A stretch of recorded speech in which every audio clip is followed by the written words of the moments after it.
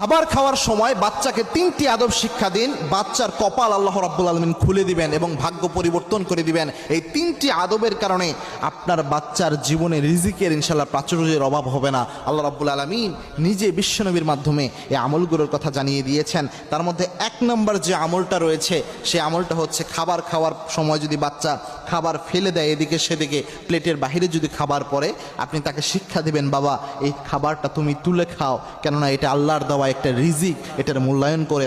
মনে রাখবেন ওসমান রাদিয়াল্লাহু তাআলা আনহু এত সম্পদশালী কিভাবে হয়েছেন এটা যদি আপনি জানেন অবাক হবেন। একদা ওসমান রাদিয়াল্লাহু তাআলা আনহু বিশ্বনবীর দরবারে এসে হাজির হলেন, ইয়া রাসূলুল্লাহ আমার অনেক সম্পদ হয়ে যাচ্ছে।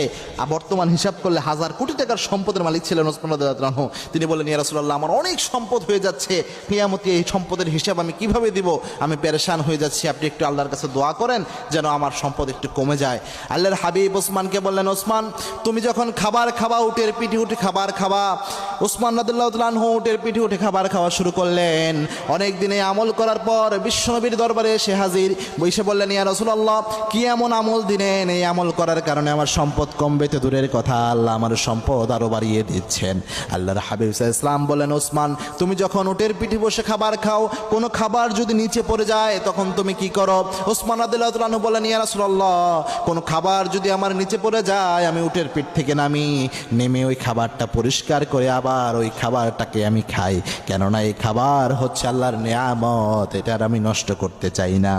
বিশ্বনবী বললেন, ওসমান তোমার টাকা, তোমার পয়সা, তোমার সম্পদ আল্লাহ কখনো কমাবে না, পারলে বেড়ে যাবে, কেননা তুমি আল্লাহর রিজিকের মূল্যায়ন করো। সুতরাং খাবার খাওয়ার সময় যদি বাচ্চাদের এমন হয় খাবারের প্লেটের আশেপাশে খাবার পড়ে যায়, তাহলে চেষ্টা করবেন ওই খাবারকে তুলে খায় যেন, এই শিক্ষাটা তাদের, এই আদবটা শিক্ষা দেওয়ার জন্য। তাহলে আল্লাহ রাব্বুল আলামিন এই হাদিসের আলোকে জানা যায় যে তাদের আল্লাহ রাব্বুল আলামিন রিজিকের কখনো অভাব দিবে না।